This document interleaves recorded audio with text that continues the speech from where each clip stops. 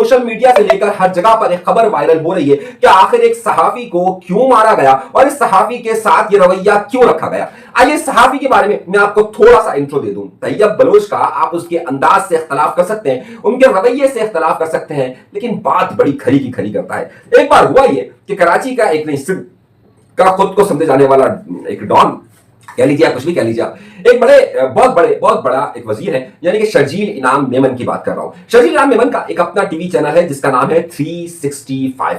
शर्जील इनाम मेमन से कराची के अंदर, सिंध के अंदर कोई सवाल पूछने की जहमत नहीं कर सकता। ये भी अपने अंदर एक भाई है, ये भी अपने अंदर एक तहरीक इंसाफ है। क्यों? जो सवाल पूछेगा उसकी फिर नौकरी गई। लेकिन ये गए इस्लामाबाद में, और जब ये इस्लामाबाद के अंदर गए तो यही तैयब बलोच उनके सामने बैठा हुआ था और इनको क्या सुनाई थी, क्या सवाल पूछा था, जरा सुनिए। और उसके बाद शर्जील इनाम मेमन को कोई जवाब नहीं मिला तो उन्होंने कहा नेक्स्ट। सुनिए ये क्लिप, बहुत जबरदस्त क्लिप है और ये बात आपको, ये पाकिस्तान पीपल्स पार्टी वालों को गौर से देखनी चाहिए कि आखिर ये है क्या। यानी कि टीवी चैनल पीपल्स पार्टी का, शर्जील इनाम मेमन का, और उसमें लोग इमरान खान की तरह। सुनिए, सवाल बहुत अहम है। आप एक चैनल जो है वो 365 आपके बारे में कहा जा रहा है कि आपके पास है, और अफसोस से मुझे कहना पड़ेगा इमरान प्रोजेक्ट के सारे सहाफ़ी आपके चैनल में है, और इमरान प्रोजेक्ट के तहत जो पार्टी का बयानिया तो करने वाले सहाफ़ी बेरोजगार हुए थे वो आज ऐसे ही फिर रहे हों।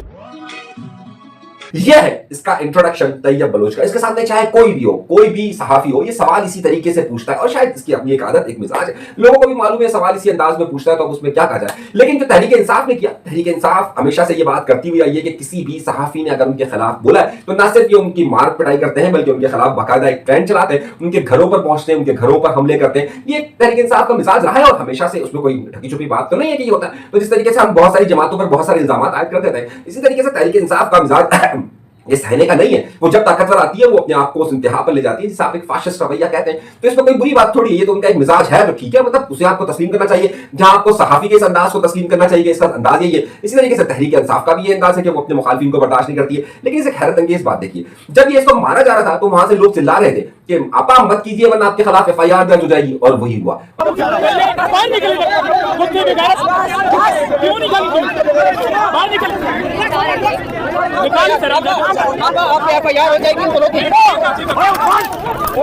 जाहिर सी बात है तहरीक इंसाफ के मुखालिफों को भी ये रास्ता चाहिए। उन्होंने फौरन इस रास्ते को अडॉप्ट किया और फौरी तौर पर उनके खिलाफ एक मुकदमा दर्ज कर दिया गया जिसमें इनके वकील नईम पंजोता और फिर अलीमा खान साहिबा और उसके साथ 40 लोगों को इसमें शामिल किया गया। तो ये तो होगा एक्शन का रिएक्शन। जब आप इस तरह के तो दूसरे भी इस तरीके के, दूसरे इस तरीके के। आप खबर यही है कि एक का रवैया अगर ऐसा है तो दूसरे का रवैया भी ऐसा है और फिर तीसरी हुकूमत का रवैया भी ऐसा है। उसे मौके की तलाश में होती है। जब वो दो लोग इस तरह का क्लैश करते हैं तो हुकूमत कहती है आज मैं आपको हजम कर जाता हूँ। एक खबर तो बड़ी ये हो गई। आइए अगली बड़ी खबर के बारे में दे रहा हूं।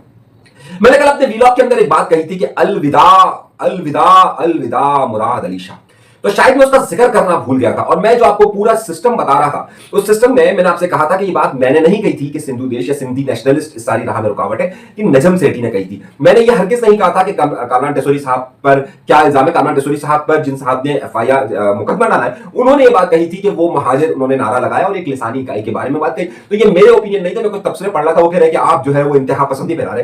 भाई ये मेरे तबसरे नहीं थे, कि जिन्होंने जो वाकयात किए थे ये उनकी तफसीलात थी। लेकिन खैर नुक्ता खबर क्या है, हम खबर से हट जाएंगे तो इसलिए मैं खबर पर फोकस करना चाहता हूं। और आपको मालूम है मैं हमेशा वो एक्सक्लूसिव खबर देता हूं जो कहीं नहीं होती है। मुराद अली शाह के बारे में मैंने लिखा था अलविदा मुराद अली शाह, पर मैं उस पर बात करना भूल गया था। अब मैं आपको बता रहा हूं कि मेरे पास मेरी जादूगरनी की एक बहुत ही कंफर्म इत्तला है कि वाकई में अलविदा की आवाजें आई हैं और ये आवाजें शिद्दत इख्तियार करती जाएंगी, खासतौर पर सैलाब के बाद।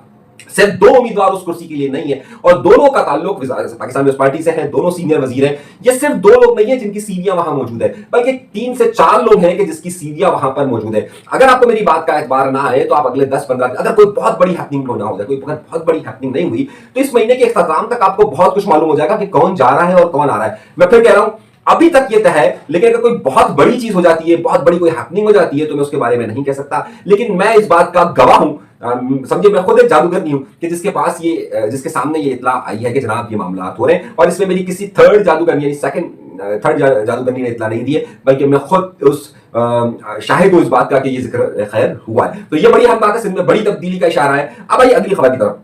आपको याद होगा मैंने खबर लगाई थी और उस वक्त किसी ने मेरी खबर पर तबसरा नहीं दिया था कि सिंध के जो इंसानी हुकूक का इदारा है, सिंध का इंसानी हुकूक का इदारा है, उसके एक सरबराह पर जो है वो काफी करप्शन के इल्जाम हैं, उनके एक अफसर पर थे और अब जो है वो सिंध हुकूमत ने उन्हें वहां से हटा दिया है। ये भी एक बड़ी खबर है और ये भी एक बड़ा मामला है। अब आइए अगली खबर की तरफ। आपको याद होगा कामरान टेसोरी साहब ने कहा था भाई आ रहे हैं। वो बार बार इस बात का जिक्र कर रहे थे। उसके बाद मुस्तफा कमाल साहब ने एक इंटरव्यू दिया। अब उस इंटरव्यू के 2 पार्ट्स हैं, सही है। अब पहले पार्ट में 10 सेकंड का ये क्लिप सुनिए कि जिसमें वो ये कह रहे हैं कि जी कोई भाई नहीं आ रहे हैं। सिर्फ ये 10 सेकंड का क्लिप सुनिए तो आपको समझ में आ जाएगी बात, फिर मैं आगे चलता हूं। नहीं भाई कैसे वापस आ सकते हैं, भाई क्यों आएंगे भाई वापस, और भाई का क्या रोल है ये वो मुझे नहीं पता कि उन्होंने क्यों और कैसे की बात, मैं तो वहां पे इस वक्त नहीं था, लेकिन ये ऐसा कुछ नहीं है कि कोई भाई आ रहे हैं ऐसा। अच्छा, अब आपने क्लिप सुना 10 सेकंड का कि जिसमें वो कह रहे हैं कि भाई नहीं आ रहे, दूसरी तरफ कमरान डेसोरी साहब कह रहे थे भाई आ रहे हैं। अब ये दोनों बातों में कहां फर्क है, मैं आपको दे रहा हूं एक तहलका अंगेज कहानी। हुआ ये कि आज से 3 दिन पहले मैं एक एमक्यूएम के बहुत ताकतवर एमएनए है उनके पास एक बैठा हुआ था, किसी खबर के लिए मैं तलाश में गया था। और जब मैं उस महफिल में था कि जहां पर वो सब थे तो एक फोन आया, और फोन आया तो वो कहने लगे जी अच्छा जी भाई, हाँ भाई हाँ वो लिस्ट बन गई, हाँ जी भाई जी भाई जी भाई जी भाई। अच्छा, मैं बड़ा परेशान, मैंने कहा क्या लंदन से फोन आ गया है कि जी भाई जी भाई जी भाई किया जा रहा है। मेरे लिए बड़ा एक सरप्राइज था। अच्छा, सब बैठे हुए थे तो महफिल के आदाब के खिलाफ होता कि यार मैं उनसे पूछता कि भाई कौन से भाई, ज़ाहिर है मैं किसी के पर्सनल मैटर में कैसे बात कर सकता हूँ। हर बात आईगाई हो गई। फिर इतवार वाले दिन मैं किसी जगह पर मौजूद था तो वहां पर कुछ लोग बैठे हुए थे, वहां फोन आया तो कहा जी भाई जी भाई जी भाई जी जी जी जी भाई मैं बस आप ये है 12 रबी अव्वल का प्रोग्राम है, बस ये खत्म हो जाता है, ये खत्म हो गया है, बस मैं अभी आपका काम हो जाएगा, ये भाई हो जाएगा ये सारा सिलसिला।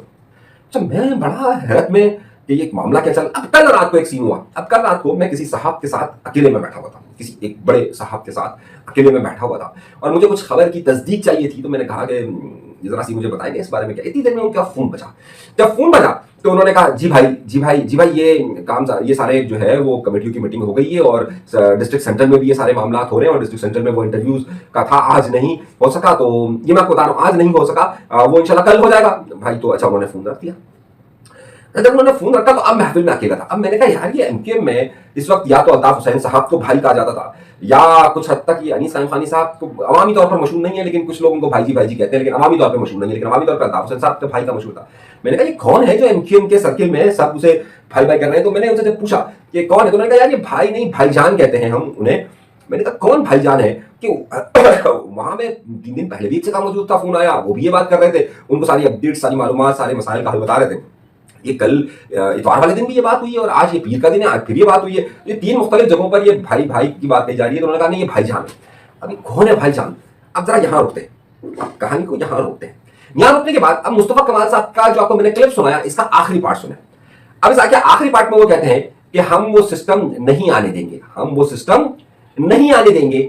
जरा सुनिए। भाई तो सूट करता था बहुत सारे लोगों को, भाई की 2 नंबरियां सिर्फ अकेले की थोड़ी थी, भाई के भी यहाँ पे बड़े सारे जो उनका जो सारा क्लाउड था वो सारे वो मजे कर रहे थे भाई के नाम पर। तो असल में भाई एक आदमी का नाम नहीं है, भाई उस पूरे सिस्टम का नाम है। अल्लाह का शुक्र है कि अल्लाह ने हमारे जरिए उस पूरे सिस्टम पे बम गिरवाया है। अब मैंने आपको एक पूरा प्रोग्राम किया था और मैंने आपसे कहा था कि भाई का एक पूरा सिस्टम है। सिस्टम का मतलब क्या था, सारे लोगों के मसाइल हल, लोग उनको इस तरीके से समझते थे कि भाई उनकी जमात जो है वो हर जगह उनके मसाइल हल कर देती है। एक परसेप्शन जो दूसरी तरफ था वो ये था कि जनाब टारगेट किलिंग करता ये वो फलाना, एक परसेप्शन ये था। और दूसरा परसेप्शन ये था कि जनाब one window solution, one window solution, अगर भाई को पता चल गया नाराज होंगे, भाई को पता चल गया नाराज होंगे, किसी ने किसी पैसे ले लिए भाई को पता चला तो नाराज होंगे। एक सिस्टम था, 2 सिस्टम थे ना। एक सिस्टम था तो जो एक जो बहुत सारे लोगों को ये समझते थे कि जनाब ये टारगेट किलिंग करता, ये भाई का सिस्टम था। एक भाई का सिस्टम होता है जो यूनिट की सतह पर हर जगह मसाइल है, हर एक के मसाइल है, एक वो सिस्टम था। तो मैंने कहा कि ये सिस्टम मुझे कुछ लगा। अब कौन है ये भाईजान? मैं भाईजान की तफसील आपको अगले प्रोग्राम में दूंगा, लेकिन अगर आप समझते हैं आपकी नजर में कौन है भाईजान तो मुझे जरूर बताइएगा कि जिस पर तमाम एमक्यूएम के लोग, एमपीएमएनएस, बड़े लीडरान उनको भाईजान भाईजान भाईजान कर रहे हैं, ये कौन है भाईजान? सनसनीखेज खबर दे रहा हूं मैं आपको। आप कमेंट्स कीजिए, सारे लोग शेयर कीजिए और मुझे बताइए कौन है। फिर मैं आपको बताऊंगा कि कौन है और अगले वीडियो के अंदर इसका राज मैं फाश करूंगा कि ये कौन थे और फिर भाईजान तक हमने क्या पहुंचने की कोशिश की और हमने पूछा कि ये सब हो क्या है। तो भाईजान कौन है ये मैं आप पर छोड़ता हूं, बताइएगा मुझे। अब आइए अगली खबर की तरफ। ईद मिलाद नबी सल्लल्लाहु अलैहि वसल्लम के हवाले से तमाम सियासी जमातों ने, मजहबी जमातों ने अपने इसमें शिरकत की। एमकेएम लंदन की तरफ से भी मुख्तलिफ उनके जो यूनिट्स हैं, मुख्तलिफ जो इलाके हैं उन पर उन्होंने शिरकत की। मुख्तलिफ जगहों पर उन्होंने बैनर्स भी आवेजा किए, मुख्तलिफ मिठाई के डब्बे भी तकसीम किए जिन पर अल्ताफ हुसैन साहब की तस्वीर थी और मुख्तलिफ जगहों पर उन्होंने प्रोग्राम्स भी किए। एमकेएम लंदन की एक प्रेस रिलीज आई है। उस प्रेस रिलीज के मुताबिक इनके 2 कारकुनान को जो है वो मालूम नहीं हो रहा, उनके 2 कारकुनान के घर पर छापे पड़े और उन 2 कारकुनान के बारे में अभी मालूम नहीं हो रहा है। तो ये एक बड़ी खबर आई है और आबिद नाम है एक का और वो दूसरे वाले उनके भाई हैं। इस हवाले से अभी तक कोई भी इल्म नहीं है कि वो कहां है या क्या सिलसिला है। ये एमकेएम लंदन की ये प्रेस रिलीज जारी हुई है जिसके बाद मैं आपको ये अर्ज कर रहा हूं। अगली खबर की तरफ चलते हैं और बड़ी खबर की तरफ चलते हैं। एक और बड़ी खबर है कि रात को भी तमाम लोग एक्टिवेट रहे हैं। और मैंने आपसे कहा ना, पिछले कोई महीने भर से रात होते ही दिन निकल पड़ता है, और जो कुछ लोग जो मुल्क से बाहर जाने की तैयारी कर रहे होते हैं उनमें से कुछ को रोक लिया जाता है, और वो भी रात का ही इंतखाब करते हैं कि चलो सन्नाटा होगा। लेकिन उन्हें नहीं मालूम कि रात को ही तो सब जागते हैं, वो रात को ही तो सब जागते हैं, और वो रात को भी एक आंख खुली रखते हैं कि कौन जा रहा है कौन नहीं जा रहा। मुबैना तौर पर एक बड़े बिल्डर्स के हवाले से खबर आ रही है कि उस बिल्डर को रात गए उन्हें रोका गया। निशान नाम बताया जा रहा है, मुबैना तौर पर इत्तलात है, मैं खबर की कंफर्मेशन कर रहा हूं। इसके अलावा भी रात को कई अहम बड़े लोगों के पीए वगैरह के बारे में मामला चलते रहे, लेकिन वो क्या मामला है जरा सा अभी मैं उसकी खोज के अंदर लगा हुआ हूं कि ये मामला है क्या, क्यों हुए, किस तरीके से हुए।